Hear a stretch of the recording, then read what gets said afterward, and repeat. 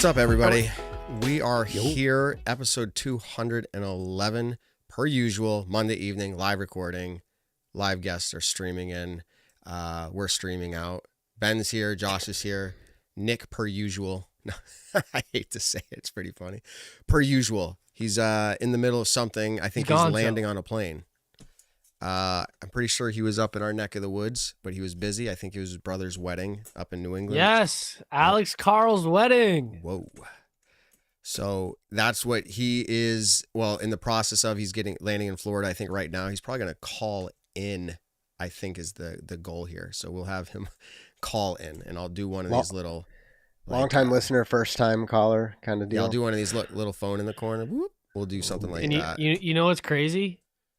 Nick Carl's cousin, the one we all know and love, is also Alex Carl's cousin. Yeah, brilliant. So he was at the wedding too. What are the odds? So, yeah, so we had a pretty normal weekend, involved disc golf. I didn't play, but I caddied, and I'll just tell you what, it is always a joy and a pleasure to watch. It was kind of And Tanner's goated? Yeah, I mean, I told him he was disappointed he didn't win, which he hasn't won outside of a junior event yet, but he was second place, MA3 this time at Meadowbrook, and insane. I think he averaged just about 900 rated, which is pretty good. Some people are like, that's fantastic. 8 years old. Yeah, no, 10. He's 10 now. But long story short, I told him you want to be in it at the end. You want to be in contention at the end. Like, that's like, you don't win maybe every time, but being in contention, it was down to the last putt. And he was doing just about everything he could. It was super windy, Ben, to the point where you hit those putts in the chains and it blows out. Like that kind of wind. So, I was playing that day. Oh yeah, it was tough. In Team Challenge. So I know. You know. All right. So this is an off-season show, but we want to shout out. This is our first technical off-season show. We're still shouting out, talking about Disc Golf 978. This episode is presented by them. They ran the tournament I was at. Fantastic memorial type tournament. Jeffrey Cranston out at Meadowbrook. But they do a fantastic job. The love that they receive at these events is far and above beyond any love I see for people who run tournaments. And I know a lot of people, but there's a community, especially around them, but they also ship everywhere. And you know, it was fun to have them come up to me and mention as a side note, hey, dude, we're getting in We Love 978 from all around the country. That's so awesome. If you haven't used that code yet, get on it. Let them know that what they've done here has been beneficial for all of disc golf, whether it's a thank you. But if you use We Love 978, you let them know that, and we appreciate that. It gives them feedback that, you know, our relationship is mutually positive and beneficial. No matter how we feel about it, at the end of the day, we want you to go there and buy something. There's everything you need there. Free shipping over $25. Again, if you find one of those special discs and then you get a mini marker or something, you're getting free shipping. I can't say that like straight up, like you get a disc and a mini, but like the right price. If it hits that number, you'll get a disc. I mean, you'll get a free shipping. So We Love 978. Check it out. Absolutely tremendous. Awesome. You don't even have to be in New England for that. Use them for player packs. Use them for awards, payouts. It's pretty awesome. We love Scott and Melissa over there. Thanks for all you guys do. It's been a true honor to shout you out every single week this season. So thank you, Disc Golf 978. Check them out. Use code We Love 978. All right. Kind of per usual, being a live show on Monday evening, we're trying to line things up, you know, and it's not necessarily hard to line things up, but things happen in real time. And so just before the show announcement, some of you may have heard something about PDGA and getting discs approved for use and trademark issues. It seems like maybe MVP came up with a disc name, The Balance, and then there's also another company that has a disc, The Balance. If you haven't heard this yet, it's literally like it's unfolding today, this afternoon. So where's it on? Reddit or Facebook? Yeah, I think you can find some of it in MVP's group. You can find some of it in these other Facebook groups that are like, I don't know. I'm not going to shout out everybody that's posting this, but the long story short is it's starting to it's an off-season topic. It's starting to blow up because there's nothing else to talk about. And there's people going, MVP strong arming this other company. They already had their disc approved. They used that name, MVP. So it's interesting. I haven't even reached out to MVP, but they just made what is called like the statement. They made a post or they made a page, if you will. And it says the statement. And so really quickly, and I'm just, again, this is unfolding live. I reached out to, we have a couple law attorney friends, but there is one that is well known in disc golf right now, like very well known. You have discgolf.law, very well known. We love Chris over there and everything he's doing. We also have Steve Abreu, who is the guy behind the Disc Golf Connection with Sunstein. And you see that all the time getting posted up during the event. So you'll hear Sunstein, Trademark. The winning law. drive by Sunstein. Right. Like Get your ideas or your trademark, intellectual property. That's what I'm thinking. So long story short, literally minutes before the show, I said, Steve, can you come on and just tell us what's up with trademarking? Because it's going to be a conversation this week, even if it's not a massive one. It's coming up in the disc golf world, and we're getting him in probably about 40 or so minutes. Before that, and I know I'm talking a lot, I'm going to be quiet a lot more of the evening here, but we have Robert Leonard. He is I want to get this correct when I say it. I know part of his title. He is the Senior Policy and Compliance Officer. Senior Policy and Compliance Officer for the PDGA. Wow. Ooh. PDGA. Sounds like fun. Sounds like a fun person to talk to. This is top dog. This is a guy who, if we were to bring another host in with Evan stepping out like he is, this would be the guy. And maybe we'll be able to get him in for some regular roles. He's the guy who's like, here's how a rule works. Here's the right decision for a rule. Like, as in like making calls. He's the guy that you're going to talk to, like, who's going to ultimately say how a rule should have been, like, at the highest level. He's the guy that says, here's the rule. Here's how it should be interpreted. So in light of calling time violations in our big conversation about that last week, I thought it could be beneficial to have him on, but we can also bring up any other thoughts for rules, but I think it'll be largely around the timing and that kind of a thing. So yeah, I figured after we had I'm going to, you can judge for yourself, but I'm going to say our argument on last week's show, that then you're like, oh, we're going to bring Robert Leonard in. I'm like, oh, this is just to this is arbitration on our argument. And I'm like, you probably already planted the seed. Like, Robert's going to agree with everything you said, right? Can I tell you how I started the conversation with him? Here's how it went. All right. I do know him outside of here, and I've known him for a fair amount of time. So I started out, hey, dude. Okay, so we'll get that out of the way. But you probably feel like you can't answer me on this. Now, that's me setting him up a little bit. But maybe you can. I said, do you feel the original intent of the 30-second clock was to add a challenge to executing a shot? Is that the intent? Was to make it harder? Or do you think that the original intent was for pace of play issues? Did we make the 30-second clock to keep pace moving? And I guess it's not off the record, but I didn't say I'd read it. But his ultimate response, and we'll let him talk about it, was you have to have a limitation on shots. You have to have a limitation on shots. I'll wait for it to stop raining in a few hours, for instance. Like, you can't have that. And then I kind of pushed back a little bit of there. And I said, well, you didn't answer my question. I said, what was the original intent? And I kind of said, I kind of feel like pace of play could be an answer, like the answer. Like the PGA. And he said, it could be. It's a little complex. And then he said, and this is the part I guess can't be on record, but he said, we have plans. So then he said, I'm happy to come on the show and discuss it. So who knows what we're going to get? I mean, honestly, I don't have a clue. I think he's going to reveal on the show the 45-second rule is in effect. That they extended it. Which again doesn't necessarily solve anything. No, it because might you'll have the solve same something, issue. but, You'll have the same issue. Exactly the same issue. So we can there you go. Yeah, we can argue and debate that. Now that'll be a good person to talk to. Perspective on that rule and maybe anything else that's happening out there. But yeah, it should be good. It's feeling like an off-season show, which by the way doesn't mean bad. It means just a different dynamic. Looking forward to it. Well, this is our first show with us. I mean, and where's Nick? Right. Well, Nick Evan's like maybe. officially officially not a host anymore. So and Evan's he's That's a what I was saying. special host, right? Like he's special. He's yeah. he's We've it's been us before. I'm just saying this is like the first show where Evan's Evan's not, gonna not come regular. On. Yeah. True. We miss you, Evan.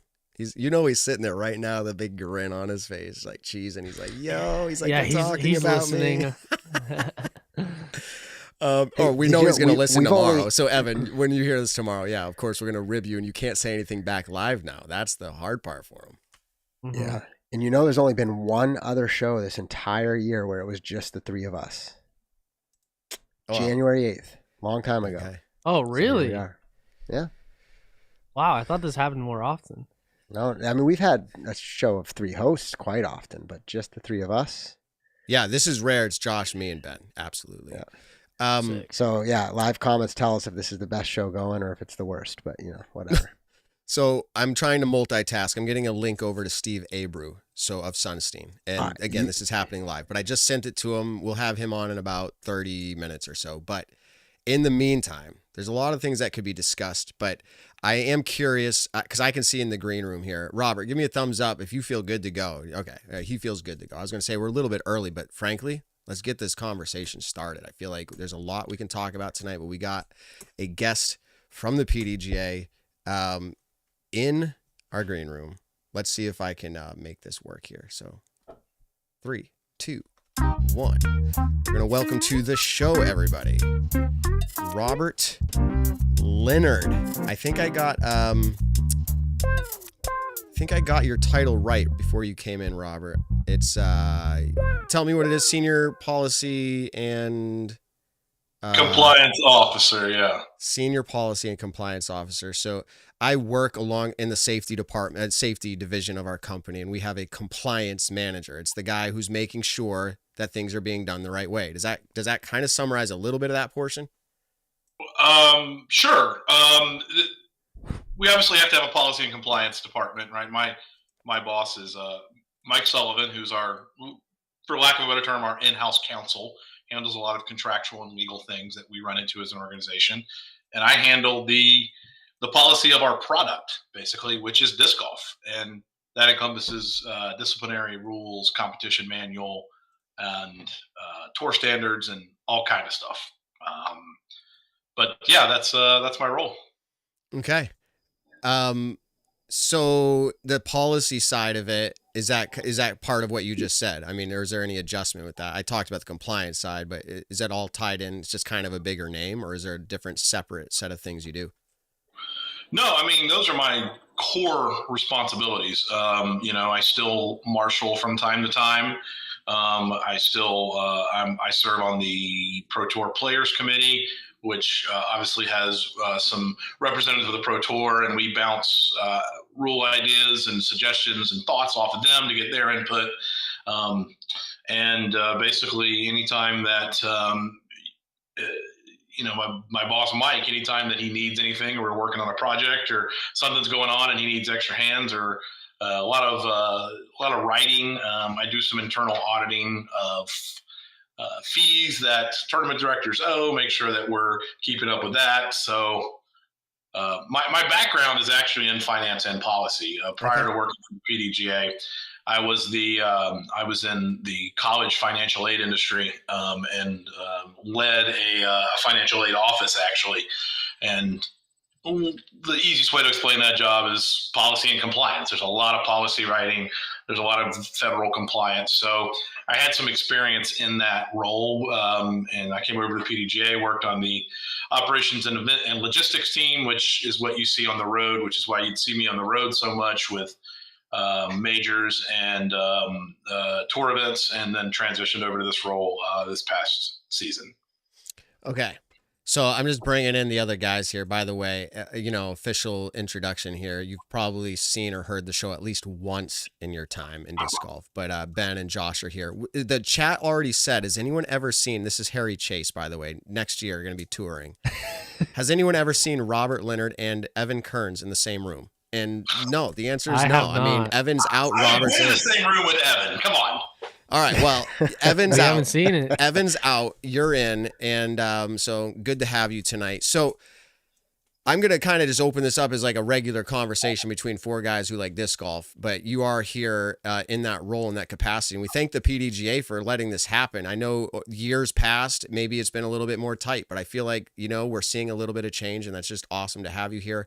We're not going to put you on a crazy hard spot here, but this conversation last week came up about, it's always about rules, but in general, specifically, the timing call. Ricky or somebody made a call, whether it was an official, so we're just kind of interested in this whole what's encapsulated there with the rules as far as maybe time violation goes. So go ahead. Yeah, just start that conversation. How does a time violation work? Just the basics of it. So it's 802.03. And I always tell people, not that I expect anybody to ever know the numbers, right? But whenever we're quoting rules, we're always going to quote the numbers for reference, right? 802.03, excessive time. And there's the key part to this rule is that you have to have the chance to determine your lie. In the past, that rule has said assess your lie, right? Should I throw a hyzer? Let me look for these trees, right? And about 3 years ago, that was changed to determine, right? So your lie is where your disc is, right? Or your mini, whether if you choose to mark. And then a perpendicular, imaginary line from the basket, never the mandatory. Some people think it's the mandatory. It used to be in certain situations, but always the basket, directly to your disc. And then you've got your little piece of paper, your 10 by 30 directly behind your disc that is in line. We all know this, right? So the key thing about this, about when the clock starts, is what's the word? Just a judgment call of the players or the official when that player has had a chance to determine their lie. In order to determine the lie, you need to have to locate your disc, and you need to locate the basket, and you need to do that alignment, right? You can't know what your lie is if you don't know where your disc is and you don't know where the basket is, right? So if you're on a blind par 4, or maybe you're off in the woods and, you see people run out to look at where the basket is, or, around a corner or whatever, that's not part of your time, because you have to know where the basket is in order to determine the lie. Once it is basically the judgment call, it doesn't use the word judgment, but that's basically what it is. Once you have had a chance to determine your lie, and the playing area is free and clear of any potential issues, what that basically means, I interpret the playing area as anywhere the disc could logically fly, right? 350 feet past the basket is not the playing area, right? If I'm putting from 25 feet, 30 to 40 feet past the basket is probably not going to happen, right? I don't know. It depends if you're Ben Kenny putting. That's what I'll say. But no, there's this practice that you see of, those people are walking 100 feet away, right. You step back. Right. That's technically part of your time. But basically, if you have somebody enter into the playing area at some point during that 30 seconds before you throw, the clock stops and it restarts. But it basically, once you've had the chance to determine the lie, and then once that playing area remains clear for 30 seconds, that is your time.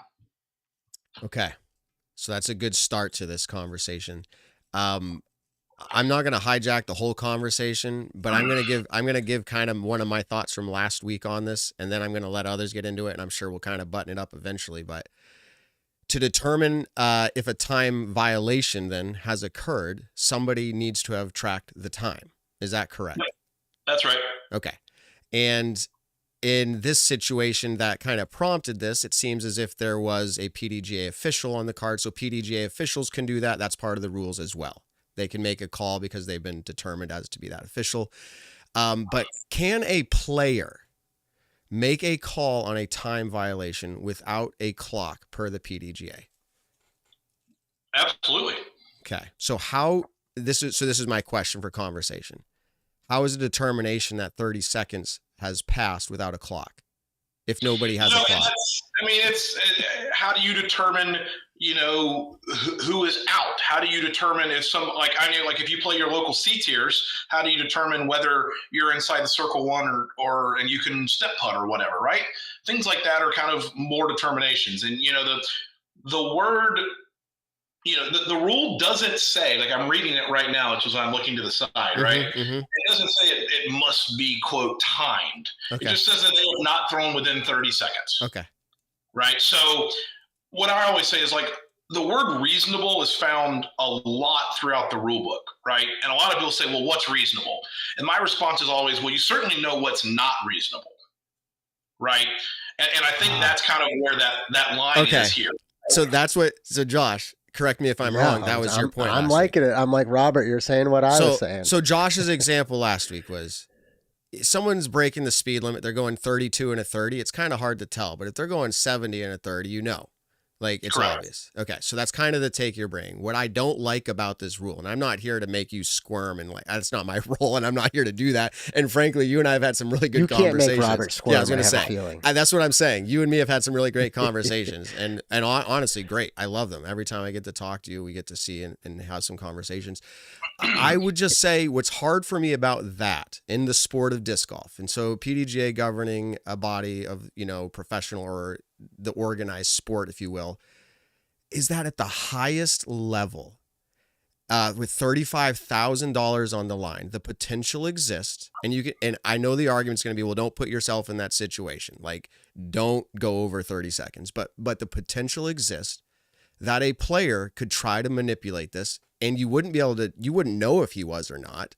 But at, let's just say 25 seconds, a player goes 30-second violation.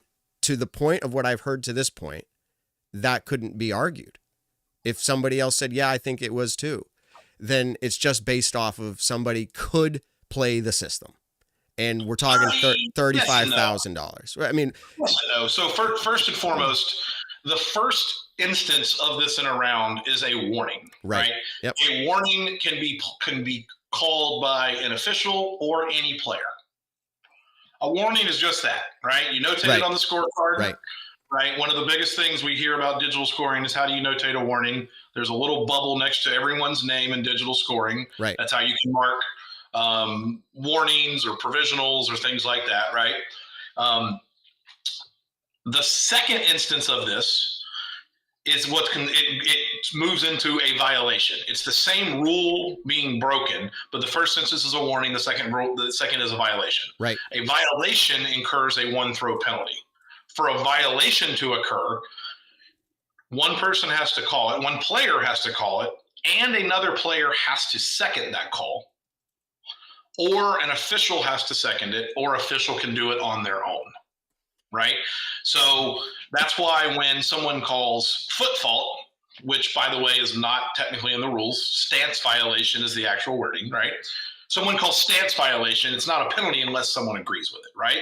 Because a stance violation is a violation. It's not a stance warning, it's a stance violation. That wording is very, very particular. So in your situation, you would have to have essentially two people working together in order to have that happen. I see that. Yeah, I see that. I'm going to sit here and say that's not possible. Am I going to sit here and say that our over 10,000 sanctioned events that there hasn't been two people gang up on somebody? Of course not. Right. That's just unreasonable. But the core of our sport is self-officiated. Right. And I personally think that one thing that golf really does well that we don't really do is the culture of rule calls and rule violations, right? In golf, you're almost outcast if you don't make those calls. And I think that at the end of the day, integrity is always an important part of our game. So I absolutely agree. I think I agree with the sentiment of everything you're saying. Like, I don't have an argument with it. I just think there's more that comes up. So then you have an official on the lead card, but not the chase card or the card prior to that. So there's not that same person with a clock, for instance, or making that first call. Whereas on the lead card, you're going to have, if Ricky, let's say, called it, I'm just picking Ricky. I could pick anybody. So Ricky makes a call. You have an official there who did have a timer. So they have the obligation now to make that second call, I'm assuming. So I guess I'm just putting it out there, and I don't feel like you're saying there aren't any issues with this stuff either. Like, it's not like it's perfect. I don't hear that either. I don't see it as we need to abandon the ship or be like, oh my goodness, we're sinking. Like, I don't see that either. I think it's interesting. Now, in our text message, I'm not throwing you under the bus to say anything here, but you mentioned maybe there's some things coming down the pipe in regards to time. I know the conversation about timeouts came up before, and I think that got more or less delayed or voted down. But what are some things around time that you can talk about?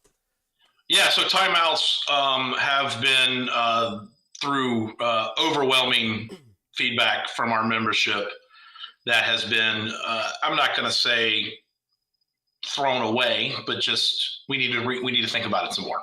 So in that context, and I really wish that Evan was here because I actually had a meeting with Evan on Wednesday about some data and things. And one thing that here's the problem with pace of play. We don't know what the problem is. Right?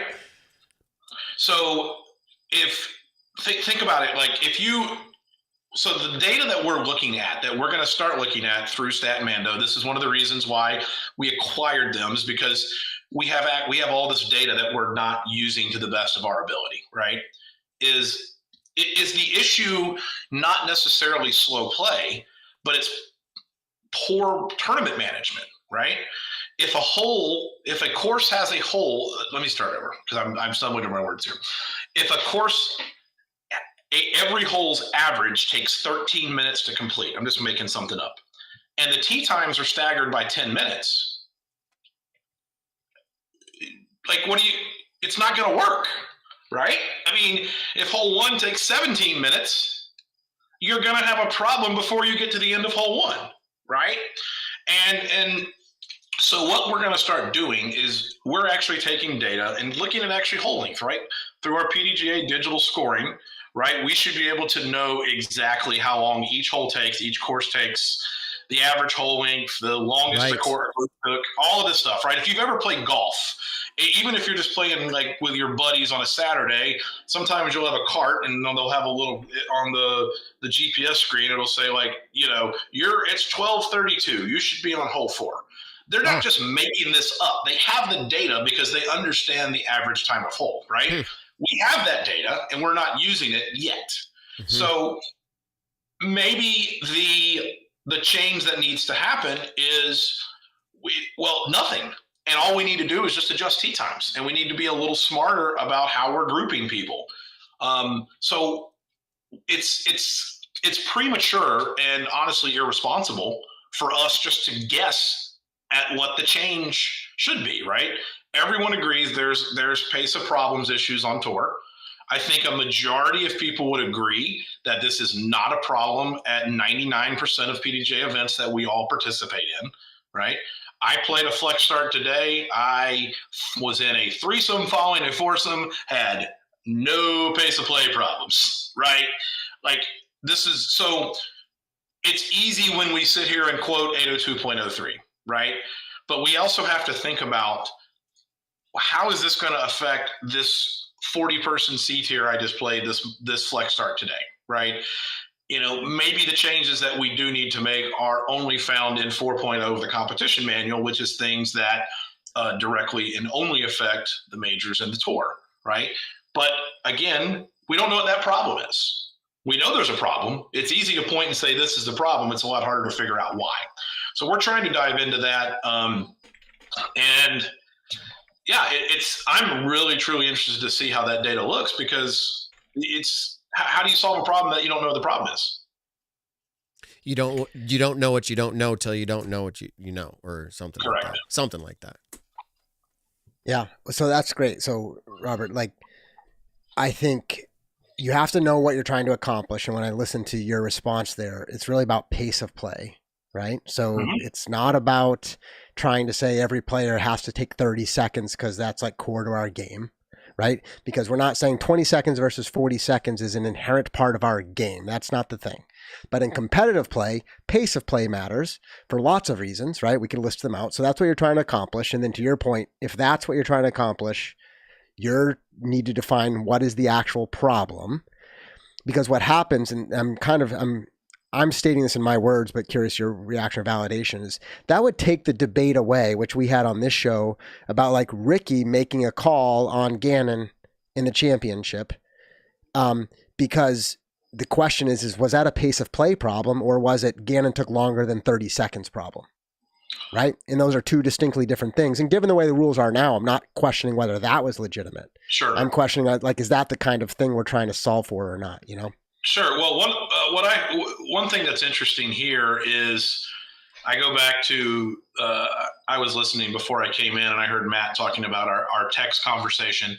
And by the way, I'm going to go ahead and make a big disc golf nerd joke here. You're talking about how early I am. I was at least 5 minutes early, folks. Okay? Yes. You're supposed to. I No pace of play right? problems. Yeah, Here, exactly. Yeah. That's So, funny. all jokes aside, so the first ever rules chair for the PDGA, Carlton Howard, PDGA number 2300 Hall of Famer.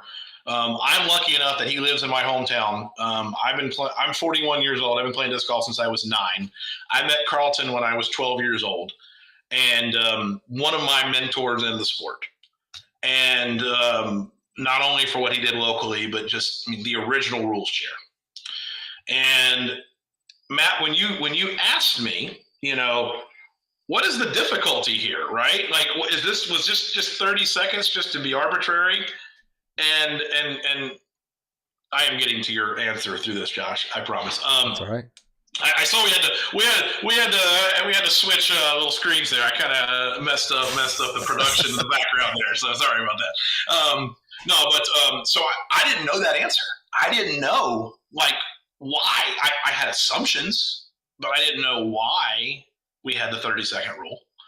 And I called Carlton, and if you follow me on Instagram, I put this story up. I took a picture of the phone call, and with my conversation with Carlton Howard on my car phone, Apple iPhone, and my caption was, "No matter how much you know, somebody knows more," right? And so I call Carlton with things all the time, and I just kind of said, "Hey, what's the genesis of this? Tell me about it," because I didn't know. Yeah. It said 97 is when it was first enacted. That the board of directors had gone to the rules committee, because there was no time rule at the time in the mid-90s, early 90s before that, and said, "Hey, we got a pace of play problem," right? And Carlton Howard is a notorious slow player. He'll be the first to admit that. He admitted that in the call, we're kind of solving a problem that I'm causing. And I kind of said, what's the why? Where did you get 30 seconds? Tell me the background. And he told me, he said, we wanted a pace of play rule. We didn't want 30 seconds. We wanted pace of play because that's what golf does. And by gosh, that makes the most sense, right? If you're keeping up with a group ahead of you and you need a minute and a half over in the woods, who cares, right? Right. How, and this was his point, here's why we didn't do it. How in a world is a tournament going to do that? We can't have marshals and officials now, right? How are you supposed to do this in the 90s, right? And so because of that, they immediately realized pace of play cannot happen because officials are going to be the ones that have to do that, right?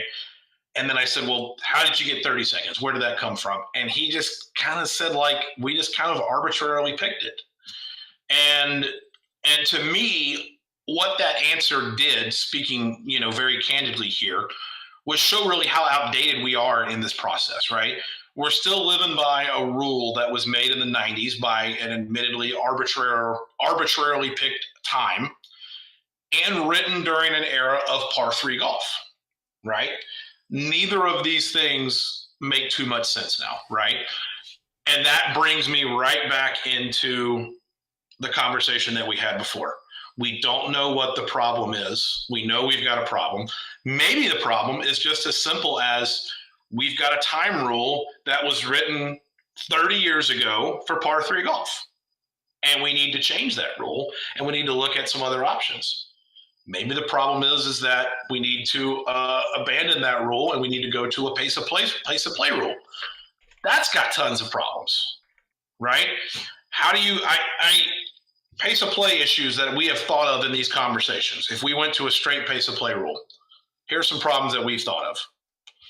So if you're the first group off, what's the rule? The group behind, like how do you can't keep pace with anybody in front of you. There's nobody there. The last group, golf has this problem, and they talk about this on golf broadcasts sometimes, like, well, there's nobody to push you. So their rule is like, don't be holding the group up behind you. So there's nobody to push you. How do you, as a player, and if the four of us are playing and Matt's the problem, we all three agree that Matt's the slow player, Matt's the one causing the problem. And how do you deputize Ben, Josh, and myself to make sure that Matt's the one being penalized for this, not us, right? What happens if all four of us lose a disc on a hole, right? What happens if we're a collective 13 over par and the rest of the field is under par and we're just playing bad? What happens if, the rules allow for a bathroom break and I'm not going to get into jokes or graphic details. We all have been in that situation where it takes a few minutes sometimes, right? So, there's a lot of, it's not like I hear so many podcasts and then so many Facebook messages. Why do we have a 30-second rule? Why don't we just switch the pace of play? And it's just not as simple as, okay, we'll switch. And I don't know the answer to this. How did golf do it then? How do they do it? They overcame those issues, or there must be some way. Well, they've got cameras on every hole. Okay. Right. They've got officials on every hole. Okay. Right. Yep. And we can have the officials on every hole conversation, every group all day long. It's a $30,000 to $40,000 expense for every tournament. Most tour events have $30,000 at it. We're not there. I think, I think it's an interesting thing.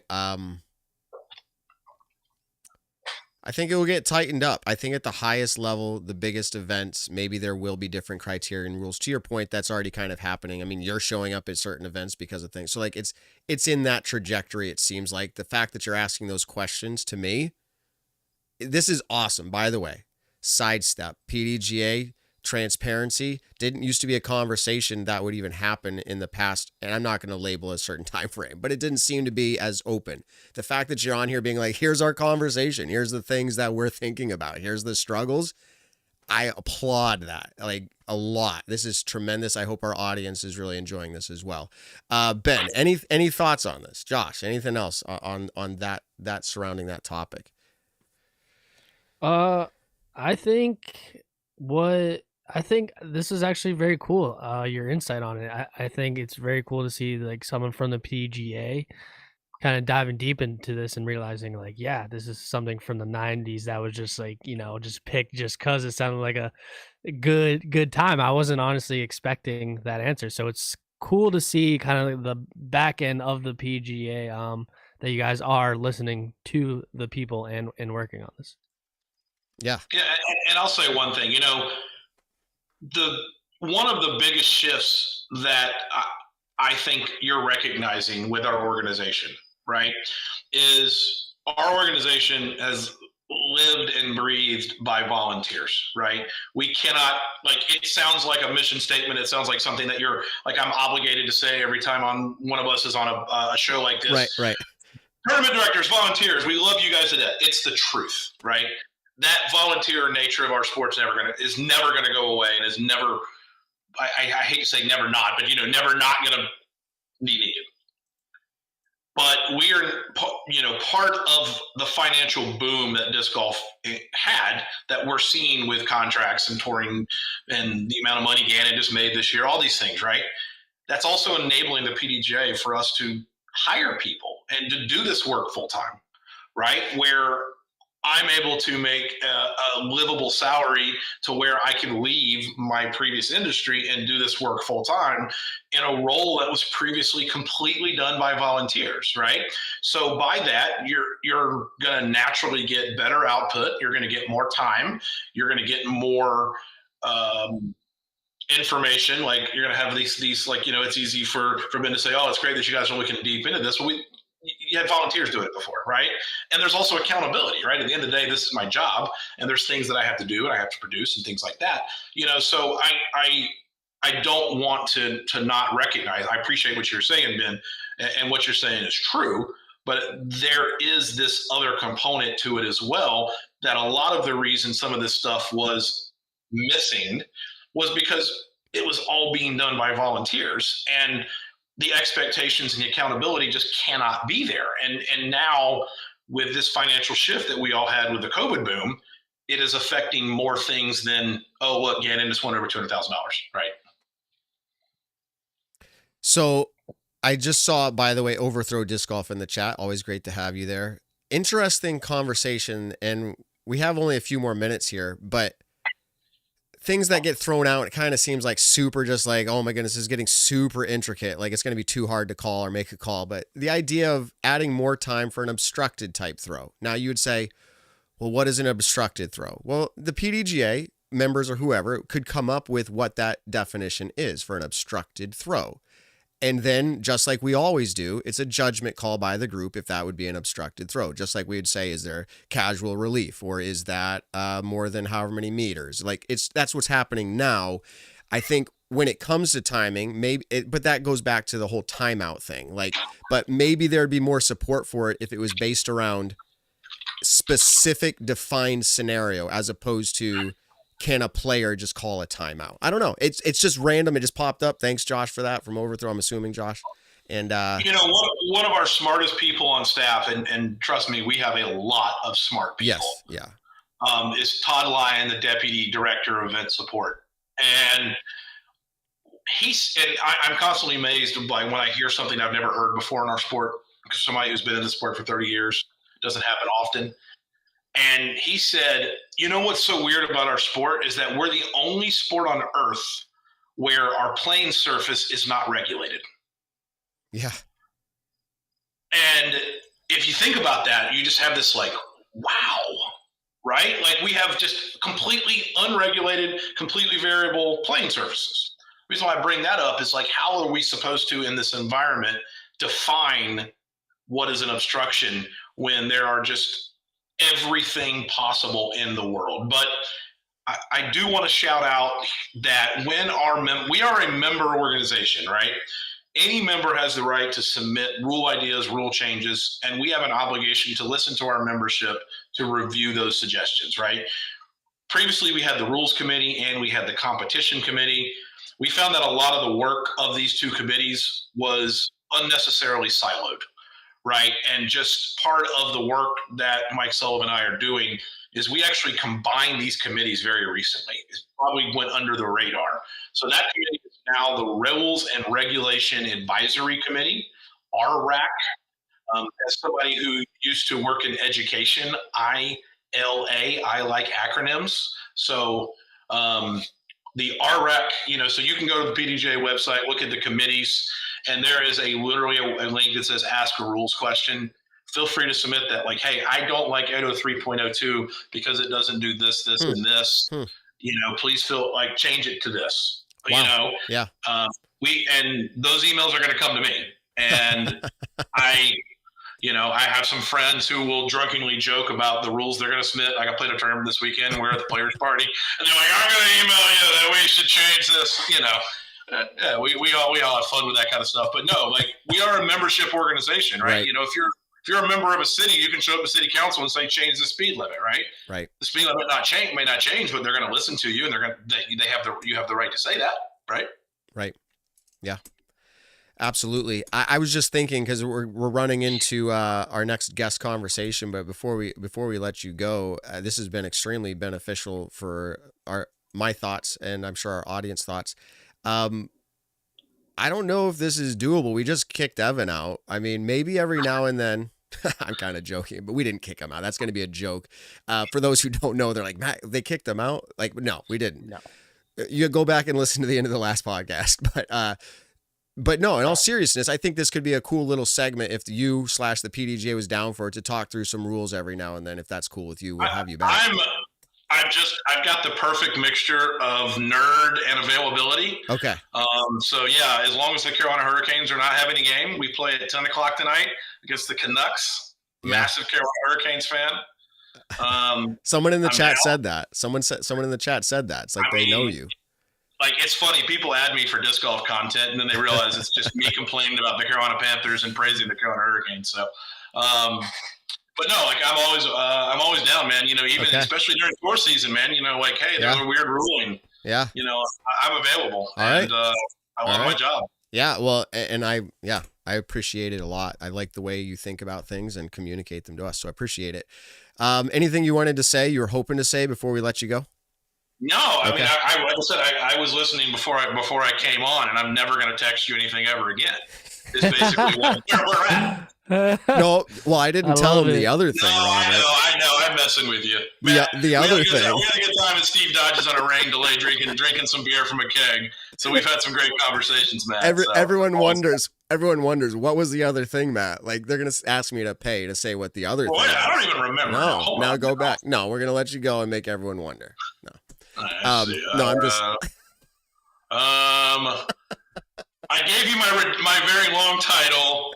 The other thing. No, we're not talking about that. No. So we are at least friendly in some ways. All right, for fun.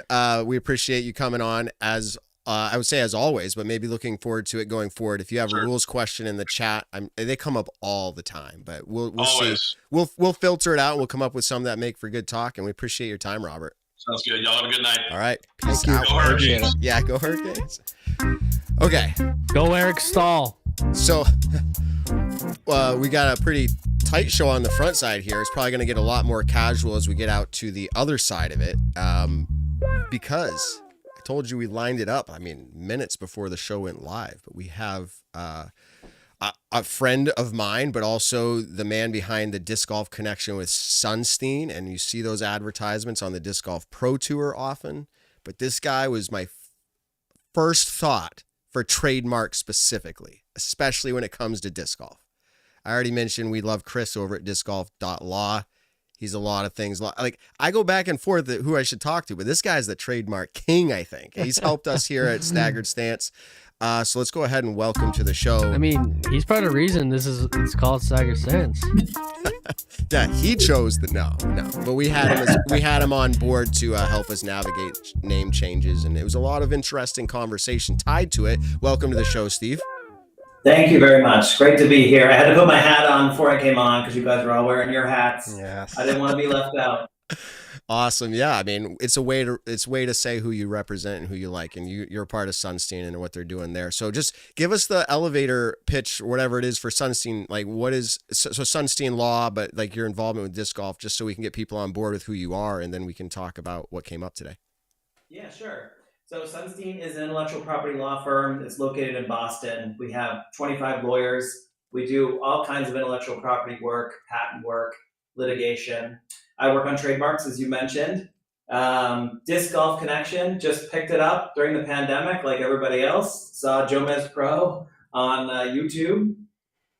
Thought, wow, that looks amazing. Bought a starter pack, got out there and played. Then I thought, hey, this sport is rapidly professionalizing. Maybe we should sponsor the tour. I convinced my partners that was a good thing to do. And now we represent the tour and several famous players in it. And so I'm having a great time basically doing what I love, which is trademark law, and sort of my new passion, which is disc golf. So was I correct then to think of you when I read this article? Like, you're the right person. Okay.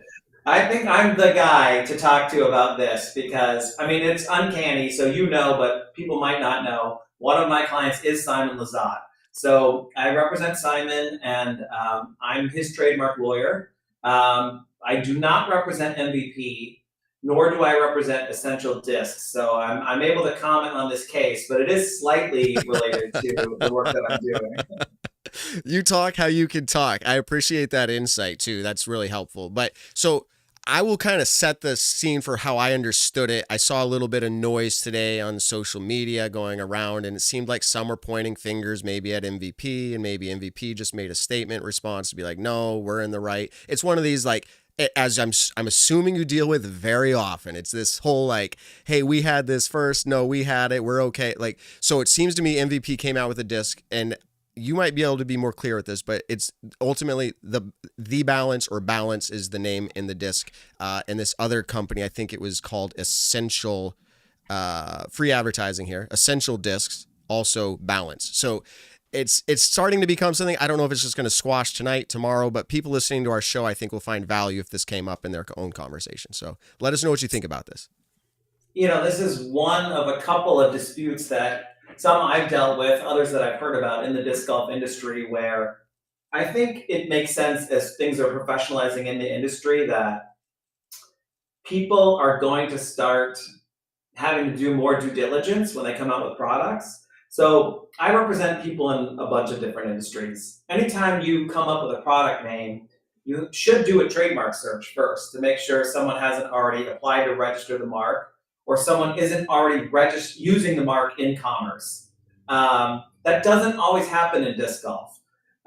Sometimes people just like to borrow each other's intellectual property, and sometimes I have to get involved when that happens. This is the case similar to that. I haven't gotten involved in this case, but these types of things do happen in other industries. And really, it's a question, like most trademark questions, it's going to be resolved based on who has priority and who cares more about the trademark. Okay, so who cares more? So, like, just as a for instance, right, when we were going to change our name, I mean, we came up with 100 different names, but one of them was Disc Golf Pro Talk. Now, I wasn't aware at the time, but even things like, is it acronym? Is that what we'd say? That's trademarkable. So like the DGPT is a trademark. So we could maybe do Disc Golf Pro Talk, but we wouldn't ever be able to use the acronym DGPT. So like there's a lot of intricacy here when it comes to trademark, correct? A lot of things can function as trademarks. So, yeah. I mean, we were talking about acronyms, and with Balance, we're talking about a word, but there are design marks, there are taglines. Colors can function as trademarks in certain instances, like Tiffany blue being the most quintessential example. Scents. You walk into a hotel and it has a signature scent. That can be a trademark. Sound, like the Jomez Pro, like song, the Star Frame jingle. Yeah. That's also a trademark. Wow. So it seems to be kind of intricate. It's also, is it true that I think you told this when we were talking, it sounds like, looks like, or there was something else maybe you said. So like, even if it's meaning, like, so meaning. So when you compare trademarks, trademark lawyers are concerned about something called likelihood of confusion. So likelihood of confusion, if there's a likelihood of confusion, then the junior party might be infringing the senior party's trademark rights. And trademark infringement is against the federal law, the Lanham Act. And the way we determine whether someone is infringing is whether the junior party's mark is confusingly similar or likely to be confused. Likelihood of confusion is an 11-factor test. and I'm just talking now about the First Circuit where we live. Other circuits in the US have different tests. They're all basically the same. The first inquiry is, how similar are the marks? And when we compare marks, we compare the way they look, the way they sound, and what their connotation or meaning is. And so let's bring it back to this conversation between these, I don't know how you refer to them, two parties. I gave you literally 30 seconds, and I know you were in the green room doing a little bit of review too. I mean, this was pretty fresh. But you do a lot of work with this. Based off of your quick read of the statement that MVP has, do you feel like there's a lot of holes, or do you feel like, maybe? It's a pretty interesting case. Okay. So MVP says in their statement that they own a trademark registration for Balance. They do not. They have a pending trademark application. That application has not registered. It was filed on December 13th, 2023, but it's still pending. So their statement is wrong. They do not have a trademark registration. They have a pending application, which means that they have a contingent right in the mark. And it's contingent on them completing the registration process. And this is a very interesting case about who has priority, because the marks are the same, right? They're both using Balance. So the question is, who got there first? And you have a party that filed first versus filed first with the trademark office versus a party who probably filed first with the PDGA. Right. And in that case, who wins that race? Which race is more important? So if we were talking about pharmaceutical drugs, which is another thing that I work on, Okay. you have to get approval at the FDA for the name of your pharmaceutical drug. Like if you want to sell Celebrex, the FDA has to say, yes, you can use that mark. The PDGA also has a regulatory approval, right? You have to get the PDGA's approval for the disc to be approved. But they want to know what your name is going to be. But they say themselves that their review with respect to the name is not binding. They're not going to referee name conflicts, is what it says on their page. Wow. So we're in a situation where someone applied to register with the trademark office and the other party applied to register the disc name with the PDGA. And they're going to fight about which of those two things is most important in the priority contest between the two. And would I be correct in your experience saying a smaller party, if you will, let's say it was me, I made the balance versus MVP, I'm probably going to bow out because it's going to cost me a lot of money to fight that? Or is it pretty easy and free to say, no, I'm all set? Like, what do you see as for probably happening here? If you kind of had to predict. It's never easy or free to pay your lawyers. Right. Lawyers are not free. Right. They cost a lot of money, especially IP lawyers, because we're also specialized. If it was just you and you were representing yourself, you could be stubborn and sort of just like tell the other party you're not going to change your mark. But Essential Discs is represented in this case because they've already filed a petition to extend the opposition period of MVP's application. So there is going to be a trademark hearing. Interesting. There's something going on at the trademark office with MVP's pending application. Okay. So we know for a fact that Essential Discs is represented. So I think what you're getting at is both parties are going to have to figure out what is this fight worth for them. Right. And I think that answer is, how much does it cost to change their mold? Like, do they both molds have balance on it? Or how much is it going to cost to change the stamp? And how many existing balances do they have in the inventory that they're going to have to junk or change? Or can they come to agreement that both parties are going to be able to use the mark? So I don't know all of the details, but my understanding surrounding what Discraft dealt with in the past with the Kong and the Zeus becoming the Kong becoming the Zeus, because I think it was Petco or somebody had Kong as one of their dog toys. But anyways, can words like, and I'm getting like maybe a little off track, but can words like balance, that seems like such a just generic word, can that be trademarked because it's specifically with use of the disc? Is that why? It's a great question. Balance is what we would call a descriptive mark. So not all trademarks are created equal. Some are very catchy or fanciful. They're words that are completely made up, like axiom, something like that. That doesn't exist outside the context of what it is. And some trademarks are descriptive, and descriptive marks are entitled to less protection under the law. So, in a case where both parties have used the word balance, neither one of them has the incentive to argue that the mark is not registerable, because they both think that it is. True. Think that they're the ones that deserve to get it. But let's just say one mark was balance and the other one was like Valentine or something like that. Yeah. Then the person who had the more fanciful mark would argue balance describes what the disc does. It's well balanced. And in that case, these parties might have difficulty showing that their mark is distinctive. Wow. I'm fine. I love this kind of conversation. Josh or Ben, you think of anything during this that piques your interest enough to ask a question? Well, I actually had a short list of questions, and Matt asked them all. Wow. Which is okay. That's rare that I ask questions that are good enough to be on Josh's list. I'm proud of myself tonight. No, but I was going to ask, and I think you answered it. I was going to say, can they both just use the name?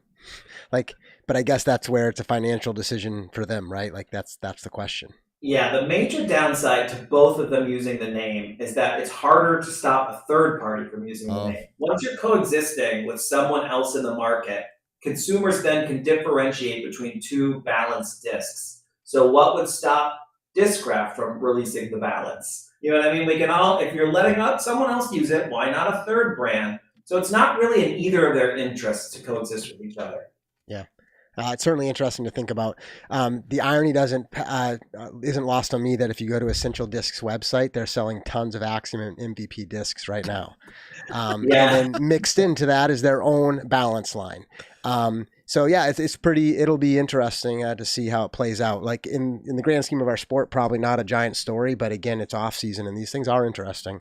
I don't think this one right now is a giant story, but the giant story is whether or not the disc manufacturers care about intellectual property protection in a way that they should.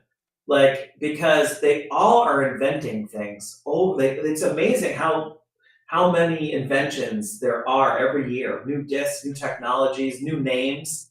And MVP is on the cutting edge. They do more in registering their trademarks than almost any other disc golf manufacturer. And so you have to credit them for that.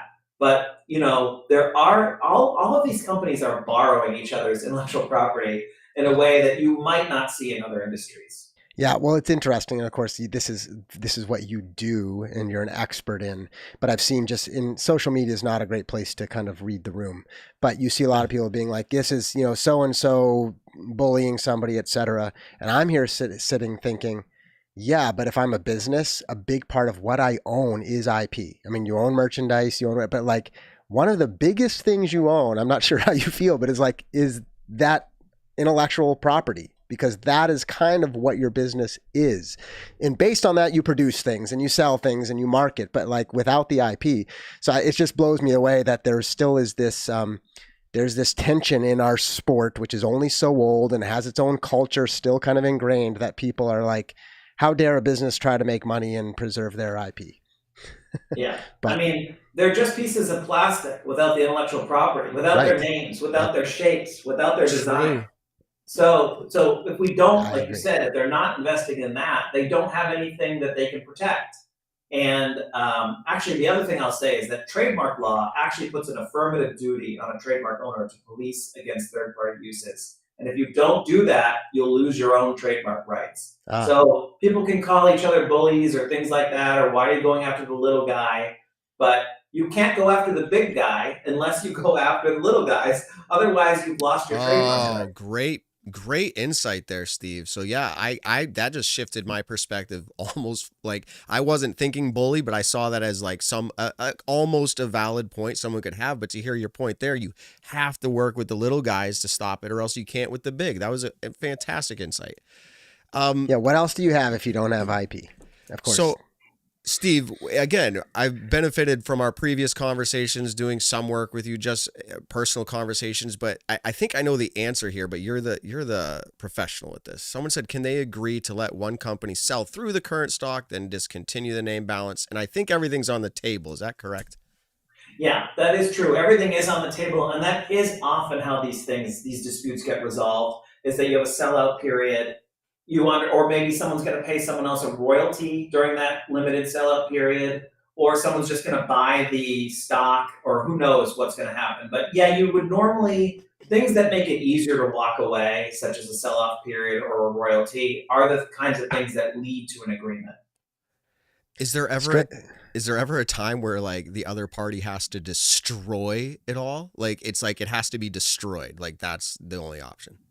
Absolutely, yeah. I mean, especially people who are willful infringers or counterfeiters, or people who like,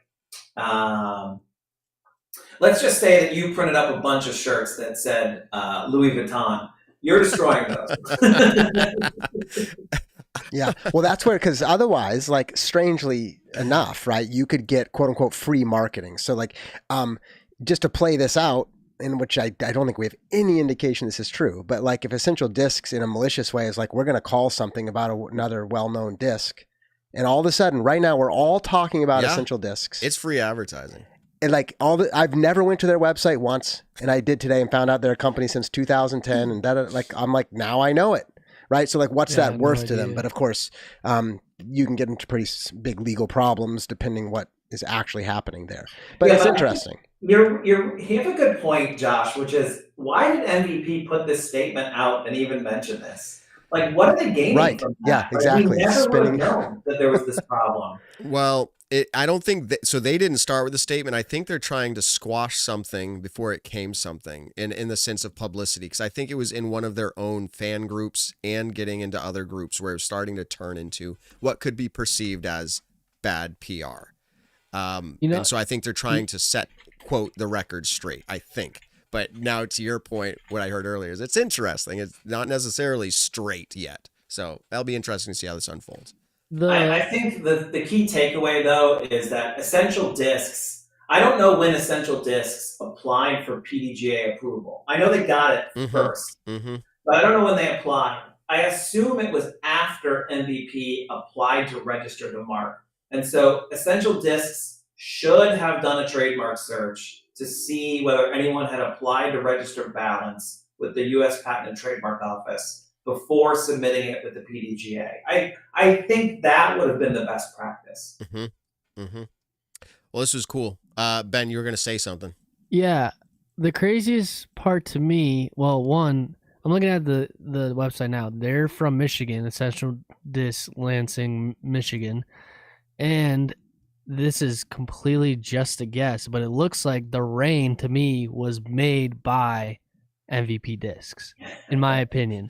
So it looks like the MVP might be one of their manufacturers. That might be completely wrong. It just looks like a streamline type disc. So I feel like it's just kind of crazy how they're both from Michigan, and it seems like they might have known each other already beforehand. This industry is a lot smaller than it looks. A lot smaller. Let me call my buddy. It's all that. Everyone's like, yeah, exactly. They all working with each other. They're all selling each other's discs, and they get into a fight, and it lasts 6 months, and they need each other to like market the disc again. And it's amazing, how small the industry really is. Yeah, it's true. It's true. Well, that's fantastic. I appreciate so much that you were just like, you could make it work this evening, first of all, last minute, and it's an off season, and it's like probably getting more time than it deserved, but I found it interesting, honestly, and I appreciate you coming on. I'm happy to talk intellectual property anytime. If you'll permit me, I just want to give a shout out to the Sunstein series. Absolutely. Our champions at the Grand Prix this year, Dylan Capiccioli and Carly Sharon, taking it down at Maple Hill 2 weeks ago. Shout out to them. And everyone in New England, make sure that you check out the Sunstein series for 2025. There you go. And to be honest, what you're doing for disc golf in general, very cool how your part is being played there through Sunstein and whatever else you're doing, but also at the local / regional, but local level, Massachusetts, setting a tour series for the locals. I mean, I don't know how many other states are doing this, but Massachusetts was missing this for a long time. And so we thank you for that. Yeah, shout out to you. It's such a pleasure. I love the community here, and I'm so happy to give back.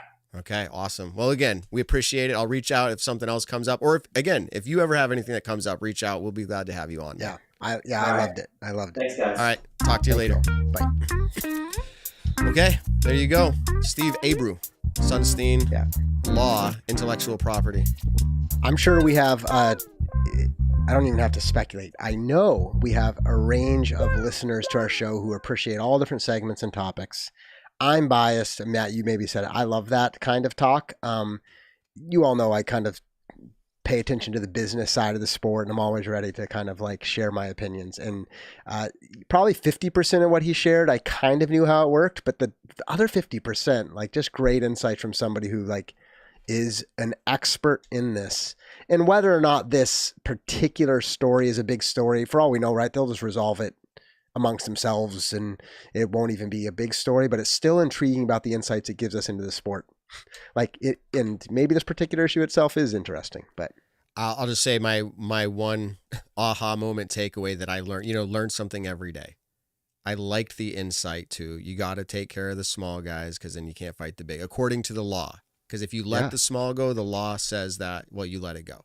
So it's like, okay, wow. Yeah. Which explains why Petco or whoever did that with the Kong, I'm assuming, I might be wrong. Paul, you're listening.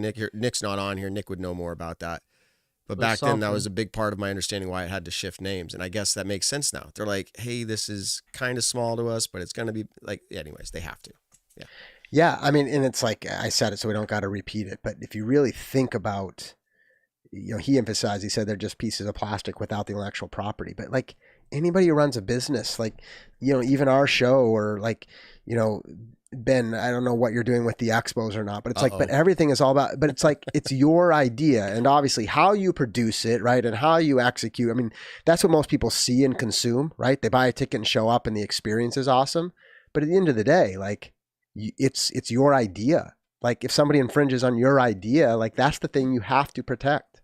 So anyway. Have a great idea, Disc X, and I'm going to go out and make this product tomorrow. No.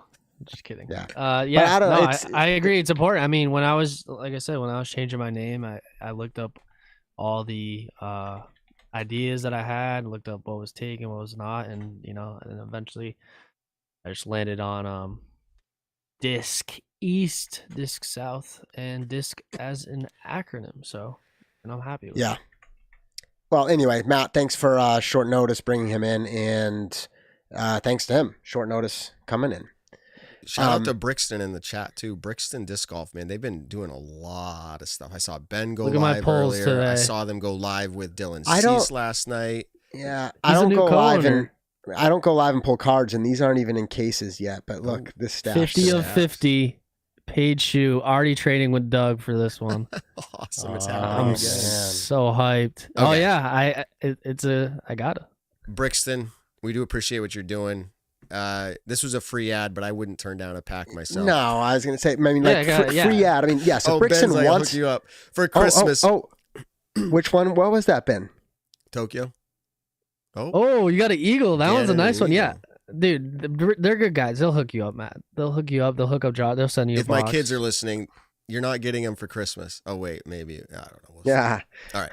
Anyway, it's fun. It's fun. Like, I'm not a hardcore collector, but I'm definitely like, I enjoy it. I'm a hardcore paid shoe collector now, so I can trade with Doug. That's my goal. Well, I traded some stuff with Doug before. I've got some cool Paul Macbeth cards he sent me. Super cool. I think it's important for the sport. I mean, people go, how important? Well, I think every part. And Dylan Cease is now. Yeah, I saw that. Dylan Cease is part owner, so our sport's fun. It's fun. It's a good word, man. It's fun. It's serious. It is big for the people who are doing it. But to Steve's point, it's so much smaller though. Yeah, like, we're texting we have a with podcast Brixton because Disc it's Golf. fun. You know what I mean? Like everybody's texting everybody. But this is awesome. We appreciate it. It's fun. If we tried, if our show tried to have an NFL podcast, it's like, I don't know if it'd be as fun. But this is fun. All right. Speaking of fun, how about all the shows, some other media have fun kind of comparing, the DGN and Pro Tour put out a graphic comparing Paul Macbeth's 2015 season to Gannon Burr's season. I feel like if you took a general poll, most people said Paul's season is better than Gannon's, but there certainly is some contrarian debate. And then Ricky, who I'm just going to say, I mean, he's one of the best in the game. So let me just say that over and over again, right? But he's kind of perennially number 2 behind like Paul and now Gannon. And obviously he's won some world championships. He's had some number 1 years. I get that. But like the point is of anybody else to speak to it, he's probably like the person with the most like on the ground perspective. And he comes out and says, no questions. I don't have the wording in front of me. Paul had a better year. I was there for both. Paul had a better year in 2015. No questions. Something like that. He said it's not even close. It's not even close. Thank you for getting the actual words right. Which is crazy to me. I feel it's like Ben's only in this generation though. Yeah. Go ahead. No, what I'm going with, it's crazy to me because Paul and Ricky, that was the rivalry. Like that was like they wouldn't sit at this isn't a true story, but I'm just saying, like, if they were a family, they wouldn't sit at the dinner table together.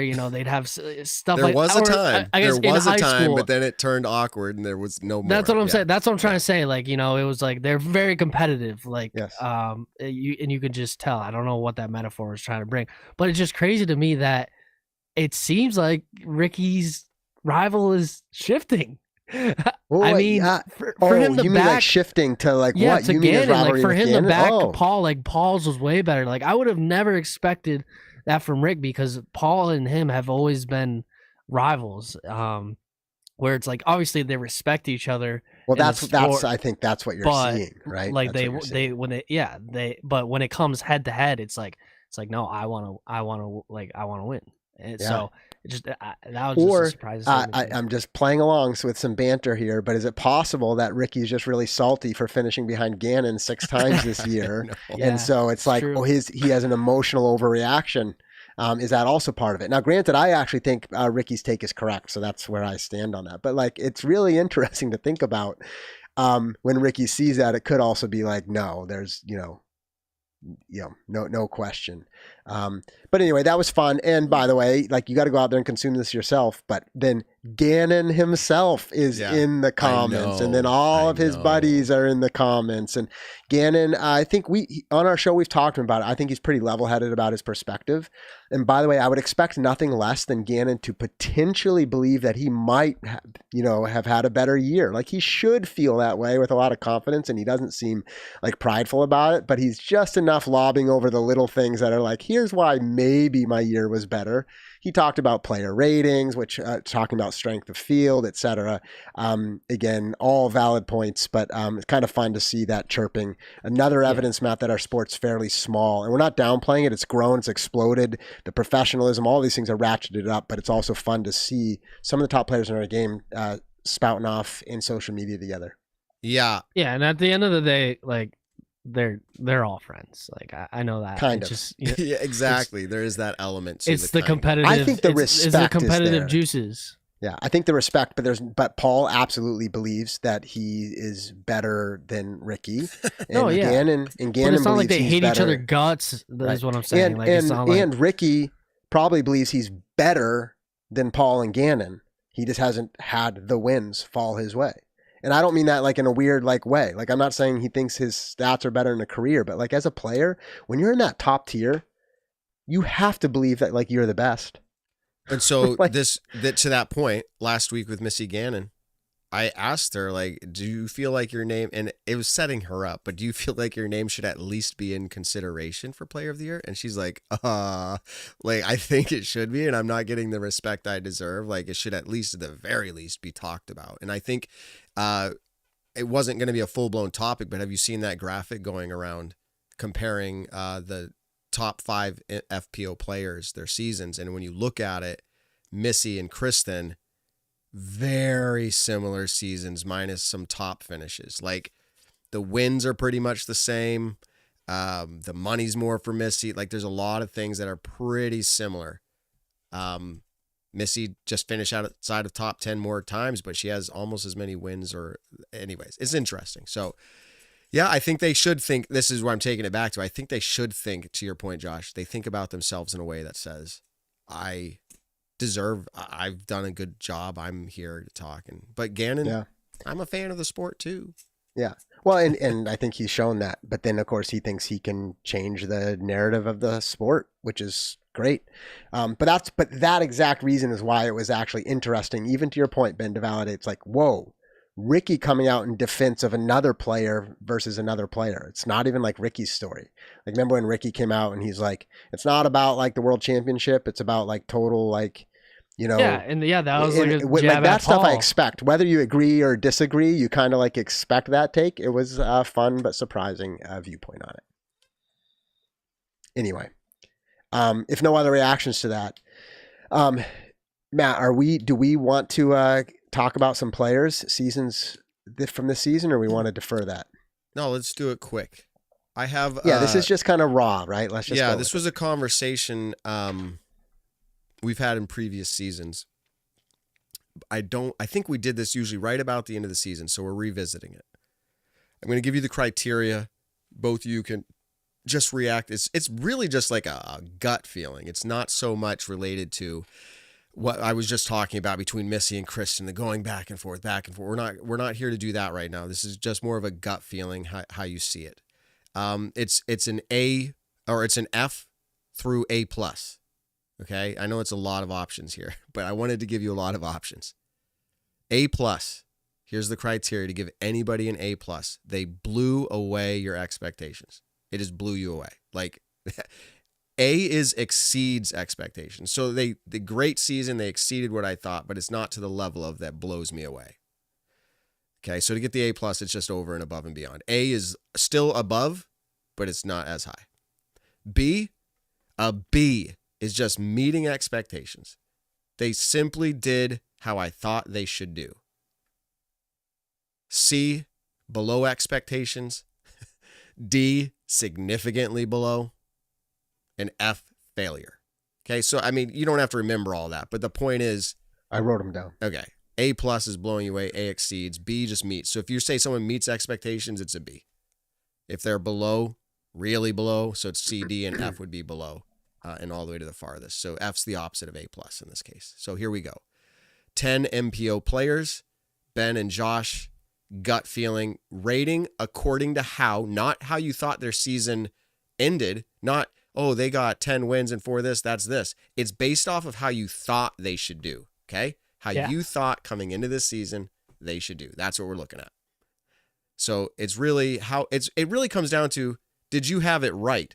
You're grading yourself almost by saying, here's how I thought they should do, and they did that, okay? So that's it. So B's across the board would say you picked perfect at the beginning of the season. That's what it would be, all right? All right, here we go. Anthony Barella, how did you think he would do versus how he did? How do you grade it? A+ for me. Yeah, I mean, I'm gonna say, A+. 4 I was wins? close to saying I expected like a strong year from him, but then I'm thinking about what did I actually expect, and he blew that away. Right, that's like, I what would we're have thought talking he'd get a about. win. Yep. He'd get one win, and he did way more than that. And to be honest, you could both be right with someone saying A+ and someone saying B. If you did expect him to do well, you could say it was a B. But okay, here we go. But either way, he right. This is, I won't say this every time, but the point is, he blew away from what we thought he would do. And beyond just exceeding, it was blowing us away. Yeah, Okay. yeah. Like one win might have been exceeded. Yeah. It's just an A. One win would have been. Yeah, a B one for win me. would have been A, but 4 wins. Okay, here we go. Okay, A+. let's move on. So that's Come how on, the game. no. It's not a game, but that's how this is played. Brody Smith, Josh. Oh, I am going to give him a D, which is significantly below expectations, which may or may not be fair. But I just like really hardcore. Well, it's not fair or unfair. It's how you thought he would do versus how he did. Yeah. So that means you had higher expectations. Yeah, honestly, I'm gonna give him an F because he wasn't Season like failure. just on the cusp of the cut line last year for the DGPT points. Like he was right there, and I thought like, okay, like Brody's gonna prove this year that like, you know, he's here to stay. And then, you know, the whole thing with how he just didn't really like playing disc golf anymore and just didn't play that well, and then just didn't really play as much events and like that. I would definitely expected a lot more out of Season his failure this year. for Ben's perspective. That's what this is. It's a perspective thing. It's not based off of anything else. Because maybe he's happy with this season. I don't know that he is, but I don't think he is. Okay, here we go. Casey White. Oh, A+. How you felt he would do versus how he did. A+ for me. I mean, he killed it. Yeah, I would say I'm in an A.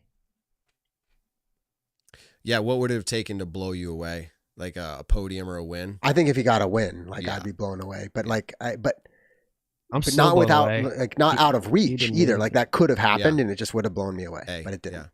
Yeah. Okay.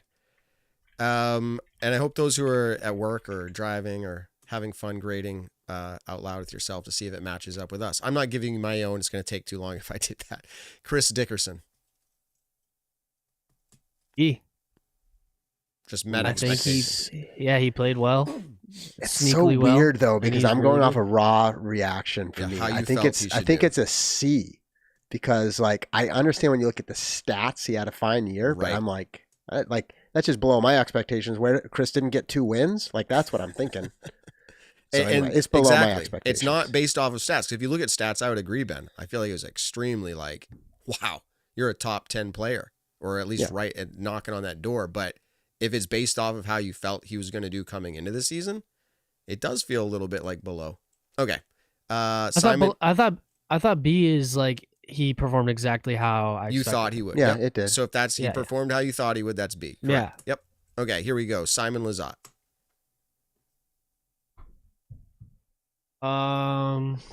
This one's tough because the year previous he did get 4 wins.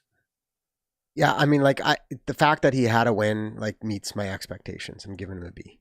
Yeah, that's what I was gonna say. B. It's almost below expectations, but like I don't think if I'm really honest, like But if we were talking about last year, year, he would have had an A+.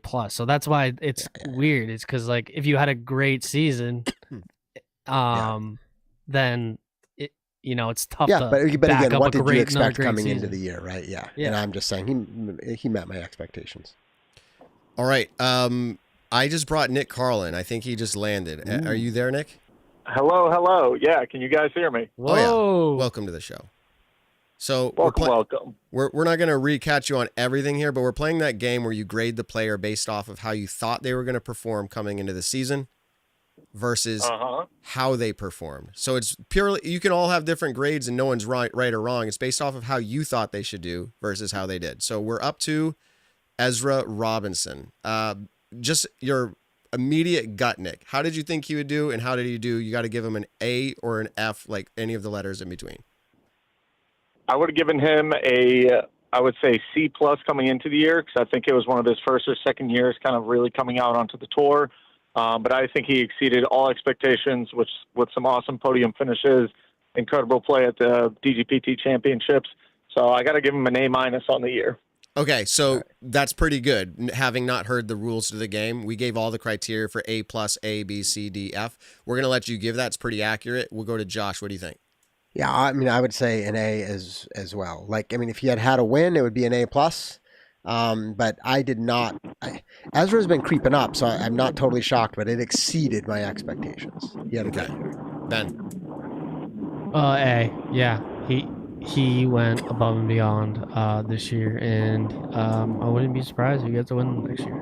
Okay. For sure. I'm curious, Nick, you did something different. I'm starting to hear a lot of wind, like you have the windows down or something. Yeah. Probably Bluetooth. Sorry, I'm looking at my GPS really quick, just looking at what exit to get off. I'm right back on regular phone. That's fine. Sorry, that's okay.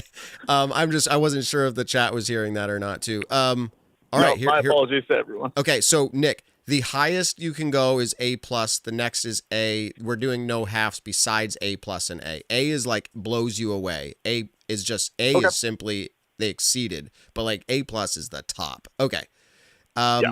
B is they meet expectations. They just were exactly what I thought they would be, and everything else is worse than that. Okay, here we go. Paul Macbeth, put you on the spot. Grade him according to how you thought he would do versus how he did. We'll start with Ben. Gut feeling. Come on. Honestly, I think I expected a win from him this year, so I'm gonna go B-. No B-. You're going C. Oh, okay. Sorry. That's okay. I'm saying a C as well. I don't know if I'm next, but I'm saying a C. Yeah, that's it. So the interesting thing, Nick, is just to be clear, we're not actually grading his season. We're grading how you felt he would do versus how he did. So did he meet your expectations, below expectations, or exceed your expectations, Nick? No, I would say definitely below expectations of you look at Paul Macbeth and you think regardless he's going to get a win no matter what. And he didn't do that this year. So I think I'm on board with everyone else with, I think a C is a fair grade. Okay. Let's go to Gannon Burr. A+. Yeah. Easy. That's an A+. Exactly. And what's still interesting is I expected a great year, but then he blew that away. So that's what he gets, an A+. Yeah. Yeah. All right. You guys all agree. Easy. Gavin Babcock. A. Again, dude. He did so well this year. Like, incredibly well compared to last year. So he exceeded your expectations, Josh. By a million miles. So blew you away or just exceeded him? Honestly, A+, yeah, he blew There me you go. Million miles. I thought that was a blow you away. All right, Josh. Yeah, he exceeded my expectations. I think for somebody to blow me away, they almost have to get a win unless they were like a nobody. Okay, yeah, anyway, no, it's fair. Nick. Yeah, I think I don't, off the top of my head, know exactly how his season went really, but I mean, he didn't pop off to me at a lot of places, and so I think is B saying like that's the season that we kind of expected out of him? Because if it is, I'm going to say B. Okay, yeah, met Yep. your expectations. Yep, Isaac yep. Robinson is the last MPO player. Isaac Robinson, Josh. Ooh, Isaac. Probably meets expectations. I'm going to B. interject for a second. This one to me goes to exceed simply because he won Worlds again and another. So that's just to me. Right, but that's for you because if I expected him to win Worlds again, Yeah, exactly. That's why which I is a brought stretch. it up, But if yeah, you yeah. did. All right, Ben, you're up. Yeah. A. I mean, yeah. Yeah, he A. exceeded expectations. He already won Worlds, so for him to win it again wasn't expected, but still, like, obviously was in his capacity. You talk so quiet sometimes, Ben. Like so. I think it's my microphone. It doesn't. It sounds the same inside my. It's so funny. It's like headphones. I'm watching the DB levels. It's like, okay, Nick, you're up. I'm going to give him an A as well. I think, kind of having a pretty dominating win over at Worlds this year was incredible, especially with this, wide open golf course that no one had seen yet. I feel like he could have won Worlds by even more with a couple slip-ups here and there, but yeah, I give him an A. Exceeded expectation. Okay, just cool. for the fact that he went back-to-back. Cool. All right, moving over to FPO as we get to the other half of this segment. Ella Hansen. Gut feeling. What do you think, Nick? She won. So yeah, she did get a win. Where did she get a win? Does anyone know off the top of their head? OTB. Incredible course for her to definitely get a win at. I would say then my expectations were met, so I'm going to give her a solid B. That's a B. I'm going to give her a B too. I expected a win. I would have done the same thing. A win didn't do exceeds or, blew me away. It was kind of like you kind of expect it. Come on. Come on. Yeah, I so think she's going to get one every season. Very, very talented backhand player. Good putter when she's on. And definitely has a distance advantage over a lot of the other FPO players out there. So, yeah, put her out on a course like OTB, Portland Open, places like that. You kind of, almost expect her to do very well at. It's tough to say we expect her to win, but yeah. I know. She's like, guys, it's not that easy. Exactly. Shout out everybody, by the way, to our live viewers / listeners. You're choosing us over the World Series. Wow. Yeah. But there are some who are probably. Dude, I'm about to start choosing the World Series over you guys. I mean, the chat's exciting, but okay, here we go. Next one. Let's go little rapid fire here. Evelina Salonen. Ben. A+. Oh, Nick. A+. Exceeded. Blew you away. A+. Blew me away. Absolutely. We were talking about how like disappointed they were last year, and now so she blew you away. Worlds, yeah, I agree. Haley King. Josh. I don't know. Did she win? She won one, right? Maybe like D or something. Season failure. No, F is a failure. Oh, sorry. Yeah, this is significantly below expectations. Significantly below. Yeah. Did she win this year? Does anyone know? I don't think she did, but that'd be sad. But this could be a point. This could make a point if she did have a win. Haley King did not get a win and only had 3 podiums and averaged 9.47. Okay. Okay, yeah, D for sure then. Yeah, C by the way, Nick, C is below expectations. D is significantly below. F is season failure. What do you think for Haley King? Yeah, I got to give it a D as well. I agree with the guys on this one. Haley King is someone who has major wins. She's got multiple Pro Tour wins. She's a very, very skilled player in all of her game. Very, very well-rounded. Just wasn't able to showcase it this year in the Pro Tour season. Right. Okay, Heidi Lane. What if I didn't have much expectations? No, that's okay. That's I didn't have any. That's why I'm saying A. I mean, she did really well for someone that wasn't really on anyone's radar. I would just say like B, and maybe that's a cop out, but I'd be like, yeah, she didn't get a win, and she performed well, and good for her. Nick. Yeah, I would give her a B just because she wasn't someone whose name I was really too familiar with going into the season, minus a few tournaments here and there, but then came out onto this Pro Tour season and definitely kind of, showcased her own name. And so I give it a B. I don't think that's really much of a cop-out. I think, she's someone who I have found in the disc golf world now. So I would say a B is a pretty good score for her. Yeah, and so for me, not having much expectations, but with everything I had ever heard or known about her, just in a general sense, this would have been an A for me. Just to throw it out there. Is that what you said, Ben, or a B? Yeah. A. Yeah, I said A. I'm there. Okay. Holland Handley B. met How expectations. many did she win? 3? She won at Yeah. least 1 or 2. Yeah. No, she had 3 wins. Yeah, Yeah. I give, Yeah. I'd say Go B. I mean, I expect her to win. Yeah, 3 I'd times? say B. Okay. No, this I is mean, your yeah, this is your she's- feel. She's Yeah, that's your Holland feel. Handley. I mean, last year I picked her so many times to win. It's just this year she did. Josh or Nick. go ahead, Josh. I feel like probably similar to Ben, and I question myself on that when you say 3 wins, but I'm just like, I don't know. I think I was hoping there was like another bigger win in there. Okay. You did win Throw Pink last year at the end of the season, so it's kind of. I know, but it's such a good year for her. You know what? This is literally, I'm just going to say, I'm going to stick with B, but this is influenced by recency bias. There's no question. That's what I feel. Like we just didn't hear from her at the end of the season. If I look back, maybe it's an A. I think I expect her to get 3 wins. I mean, That's where I'm putting her. I'm going to put her at an A just for the multiple wins on the Pro Tour this year. Definitely had some very, very dominating tournaments, and she's one of those players who she was kind of one of my pop-off players who I thought was going to have an incredible year. And honestly, I would say 3 wins just in general compared to other players only having 1 or maybe even no wins. I would definitely, I'd say that it exceeds my expectations by a pretty good amount. Yeah, and that's fair, Nick. We talked about right before this segment, like we're not, and I'm not saying you did this, but we're not grading their season because that's a whole different thing. We need Stat Mando for that. Yeah. But this is more just like, how do you feel compared to how you thought they would do? Okay, here we go. Paige Pierce. How you thought she would do versus how she did. I would say C to D. C coming from Nick. Okay, C. I'd say D for me.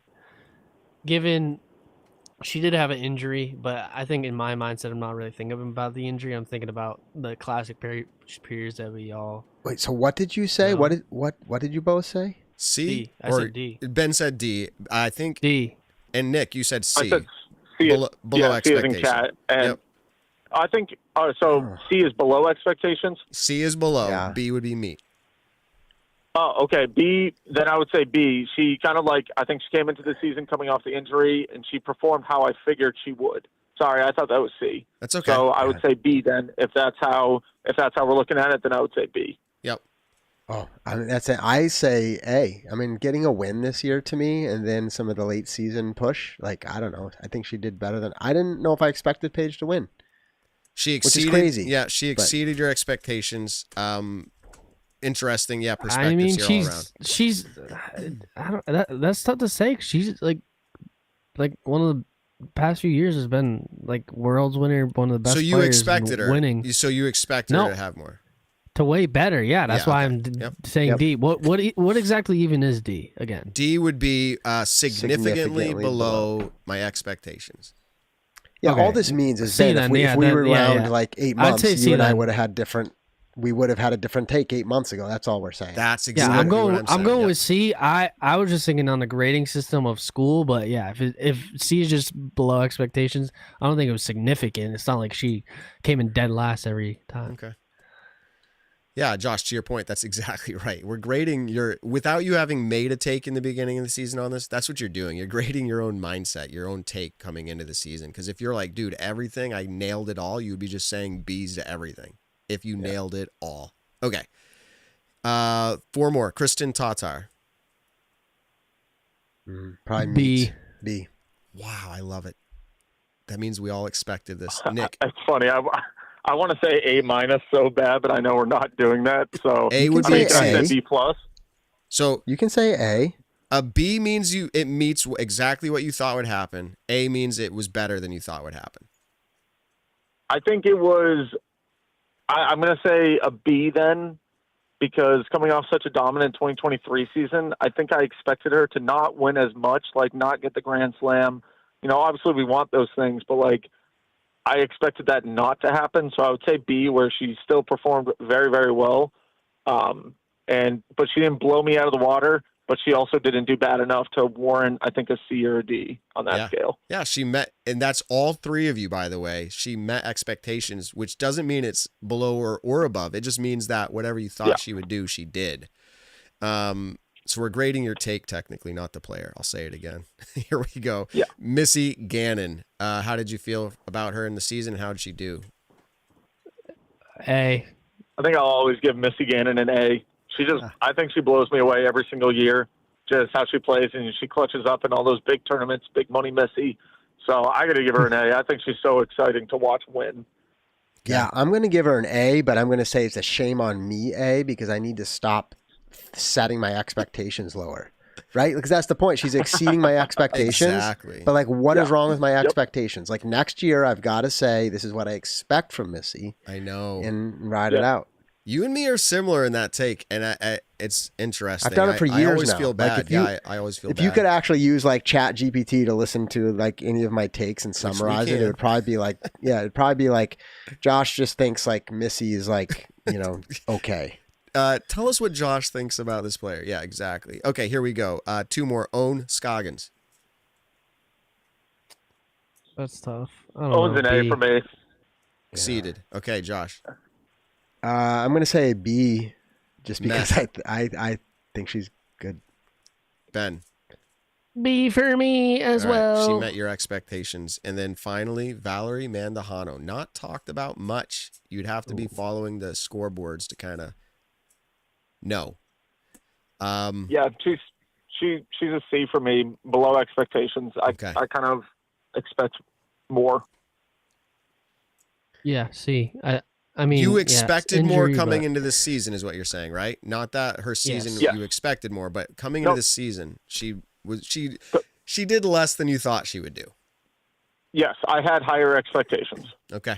Yeah, it's almost hard for me to remember what I expected for Valerie, which kind of proves the point, which is why I would give her a B. Because it's just kind of sad. Ever since her Waco win and then the injury, I just feel like it's like, where'd Valerie go? So that's just what I expected this year. Where are you, Valerie? Okay, Josh, that was the run through of grading. I got to come up with a name for that, but it's grading our takes without having made the takes. It's just, how did we feel about the right? Like in reality, if we really summarized it at the end of all this, we would give Ben, Nick, Matt, and Josh a grade. Yeah. Like I should have gotten like a C. The problem right on my takes for our playing, I got a C. I'm the same rating as I was a year ago. For your own game, so bad, bro. But you could game the system, so we're not going to turn it into a game, because then you would just say B for everything. Right, but that's the point. And in reality, I've taken a fair amount of show notes, but not enough, because there were takes throughout the year that I would love to follow up on. But some specific bet payouts. Have we settled all these on this show? I only have reference at 3. There could be more, but I'm going to bring up the 3 I know about. I settled Nick's already. I have no, that's fine. I mean, but let me make it clear for all the listeners. All right. So in episode 4 of this year, so when I say episode 4, like we're at episode 211. I'm talking about the 4th episode of 2024. Ben bet Matt $20 that Henna will get a win this year. Did that happen? No. And before she was close a couple times, right? Yes. There was a few times where I said this would be the time. There's a few times. So like, it's not that you had an outrageous take. It was playing the odds. It's hard to win on tour. Ben, I will let you just pay it out, and maybe that's what you want to do. But I will also give you, and I'm going to sell you the opportunity. You can't turn down an opportunity. The opportunity to double or nothing. So if she wins next year, I will pay you $40. Okay? Wait, what? If she wins, I will give you $40. But if she doesn't win, you give me $40. So it's kind of restarting a new bet, but it's doubling it now. So it's like, if she wins, I give you 40. If she doesn't win, you give me 40. If you don't want to do that, easy. It's easy. Okay, as I say, if you don't want to do that, just pay me the 20 now. We'll be done. But next year, then. That's like Ben just deferring his like. Yes, it's just going to keep building year after year. And I'll just. Okay, so Josh, note it down. $40 bet on Henna winning. That's it. Ben's taking that part of it, that she will win. I'm taking she will not win. But I just owe you $40 if she, right? Yep. Just for next year. I just All owe right. you $60. Yeah, So we're gonna we've- keep deferring this for Yeah, like we've 10 years years. till the show's done. $1,000. Yeah, $2,000. Ben's just going to keep rolling his liabilities year over year and write them off. Here's the thing: I as paid out taxes. Matt for Kristen not winning Worlds. No, yeah, and hold I on, paid hold out- on. So in the same episode, Ben bet Nick $20 that Eagle would get a win this year. That has So- been settled. Okay. And then I believe in the 30th episode of this year, Ben bet Matt that Kristen Tatar would win over the field at Pro Worlds. Did I get that right? Yes, and honestly, that was a pretty good bet you made, Ben. But I was like, fully odds there. I was like, man, I just feel like it's hard to win, and there's a lot more players that were in it this year than ever before, and it happened that way. So I lost all my bets. So Which is Ben typical. is That's why you down don't gamble. $60, but Literally why you don't gamble. he's rolling 20 of that into the next year for a $40 bet. We're talking big money here, but anyway. Big money, Benny. Benny. We're gonna make some more bets by the new season. We should Yeah. make bets on players who will change sponsors. We got to do it before the announcements come. Yeah, and again, we should actually have different. We did this last year. We did this, but we should have takes that we more clearly note, and then have an accountability show late in the season like this, where we point and laugh at the dumb takes that we had. The bets kind of make it obvious for the few, but it would be fun to actually flesh that out for those of us who aren't spending money. I do have it somewhere. We might have to recall it for next week. I had somewhere our picks because we do at the beginning of the season. Remember this? Anyone who's listened to us for a long time. I know we did it all. Yeah. Anybody who's listened to us for a long time knows we do a whole will they win, will they podium, or will they not ever do either of those? And we went through them all. Yes. I have it recorded somewhere, but we'll bring it up sometime in the next few weeks. Yep. All right, so those are good payouts. We're winding down topics here. We have a few other things we'll probably defer to next week. I think makes sense. I do have something else I'm going to share, but it's going to be kind of like a slight, like, not send off. It'll be about 5 minutes, but as we wrap up the show. So Ben, Nick, Matt, anything else that are like disc golf topics, burning a hole that we got to talk about this week? We missing anything? Are we good? Feels like the off season. It's like more is going to come, but the first like week or two after the off season, everybody's like taking a deep breath. Right? It's like, all right, there's not much player news. There are some things like you saw like a signing. Was it Carter Aarons like signed today with some? Yep. So like stuff is going to happen. I'm Where not did saying he there's no sign? news. A disc golf pro shop. I don't remember the name of it. Flexline. Flexline. Yeah. I think it's Flexline. And it's just going to be interesting. Obviously, he's a young player. We believe there's a lot of upside and talent for him. At the same time, he's not a big name. But then it also makes me wonder, right? Because he left Lone Star. in the Either middle of he the year. left or that whole thing. Yeah, with or Lone got Star, yeah. But it's interesting. Is it? This is maybe a rhetorical question, although you can take a quick pass at an answer. Is it any sign of the types of pressures and dynamics for our sub elite tier, like these players who are not the top? I'm going to say 20. I don't know if that's the right number, but is there going to be a lot of pressure with all what we're seeing in the disc golf industry? And I have no idea if Carter Aarons is a bellwether on that. He may not be, but nevertheless, it's interesting to think about. And by the way, speaking of Carter Aarons, I have a signed card from Brixton for Carter Aarons. Right here. Boom, boom. So you never know. Never know. Yeah. But anyway, my point is there's plenty of disc golf news. We obviously can't bring up every single thing that happens on the show every week, but nothing else, guys? Yeah, I think just kind of realistically talking about the whole kind of off-season talk. I know that's going to be a lot of speculation that we're going to have on the show, a lot of rumor mills that will kind of be running through and out of the show. But I think this year is going to be a big shakeup for a lot of the top players in the world, as we've seen not the, I would say, decline of disc golf, but we haven't seen the steady growth that we have back in 2020, 21, 2022. We are kind of on a little bit of a downward slope, I think, in disc golf. And so I think companies themselves will start to feel pressure a little bit more and who they're really getting their ROI on. So, I mean, we saw it a few times this year. We're already seeing it going into the off season. So I think it's going to be a pretty big year. I don't think it'll be, I don't think there's going to be any Simon signings or Paul signings with like the big money contracts, but I do think that we're going to see a shakeup from a few of the bigger names in the sport. I agree, Nick. It's not going to be the shockers. I don't think I don't think it'd be a shocker. I think there's going to be great players that announce great deals, but no shockers. And I think there's going to be a fair amount of it. But I also think there's going to be some amount of. There's going to be some, as we get closer to the season, people that are going to be like, I wasn't able to re-up with this company. I'm doing open bag. There's going to be that too, because frankly, that's where the sport's at a little bit as well. So it'll be interesting to see. Yep. Oh yeah. All right, so as we wind down, you ready just for a little fun? This is not deep disc golf news, but for listeners of our show, you ready just for a rundown of a few things? Matt, Nick, Ben, I'm going to ask you to just react to this. So we've had 41 episodes this year. Full year of talking about disc golf. How many hours do you think that is? I have no idea, but it's probably like 85 hours, something like that. Yeah, you got to think around. It's got to be over the 80 mark. Yep. We've had 46 different guests on our show. Wow. Which is pretty cool.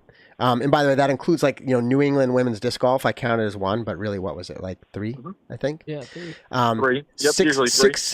So 66 total interviews. So we're an interview heavy show. You're going to, you want to hear from the people. You can listen to Staggered Stance. But we interviewed 10 people more than once. Who did we interview the most? Obvious. But who is it? Gannon Burr. By far. We interviewed Gannon Burr 8 times. Who was our second most interviewed player? Missy. Gotta be Missy Gannon. Yes, who was 4 times.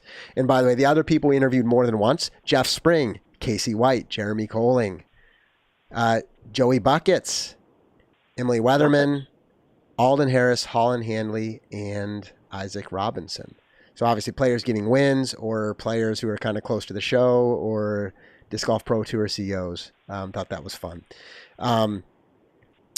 We had one interview of somebody who's known more outside of our sport than in our sport. Who's that?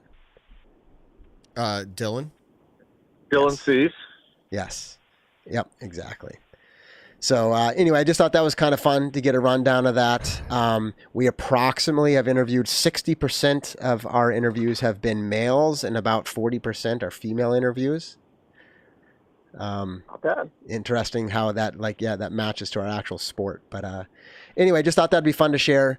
As we head into next year, we've kind of mentioned this to everybody, but of course, a lot of the things you know and love about the show will be the same, but we're always trying to kind of reinvent and evaluate and shift and change. That'll be everything from how we do interviews to hosts to different segments to different approaches. So if any of you have anything to share, even if you feel like it might be cynical, share it. You got a great idea, let us know. We love interacting with you all. We do this because we enjoy it, talking about this, but I think we do also enjoy engaging with the listeners. Obviously, we can always talk about how we don't want to read the comments and the different, the trolls and all that. But in general, I think we love it. We do this because it's a it's engaging. So because let us know what you think. It's almost like an end of the year, like New Year's thing, but this isn't. Rap. But here's for fun.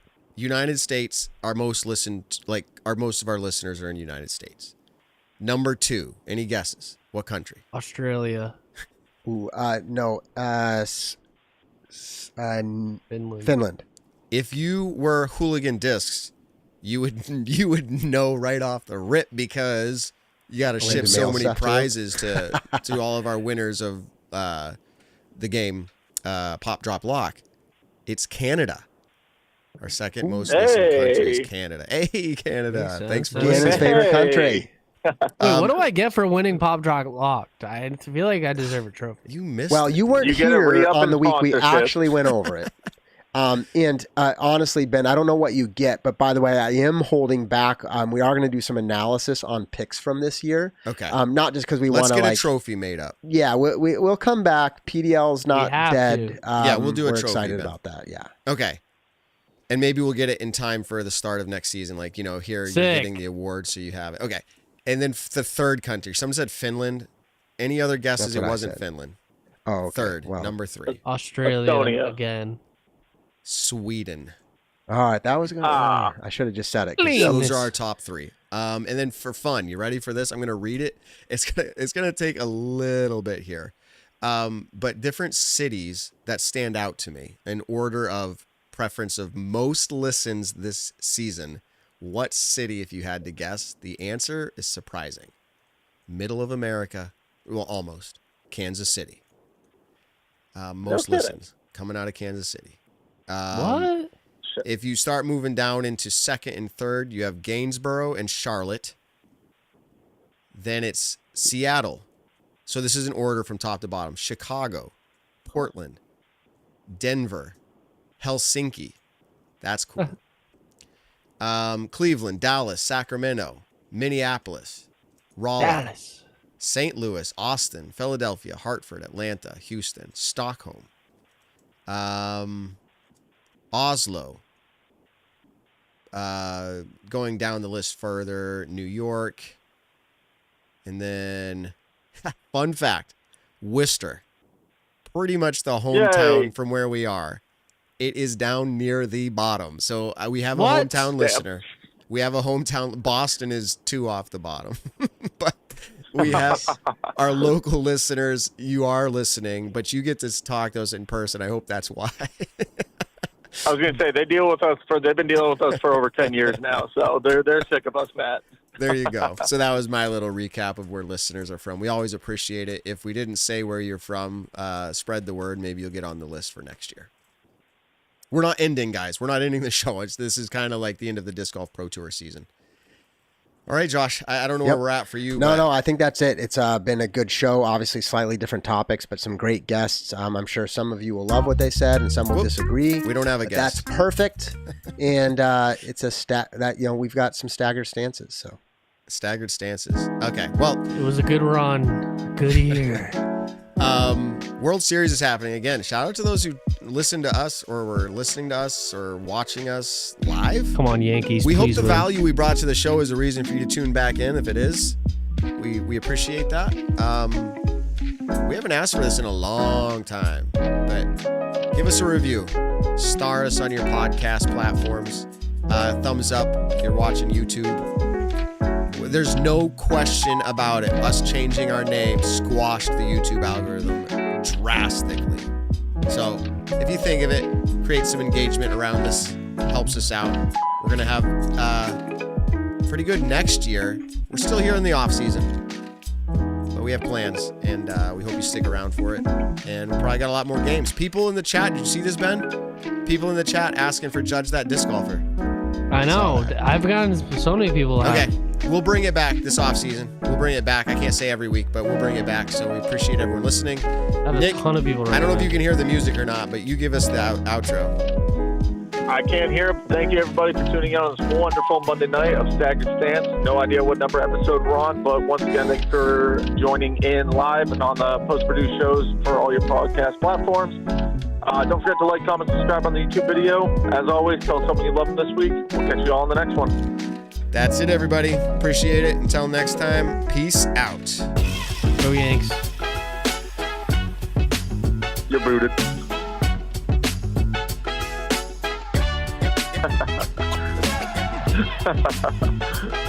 Sorry.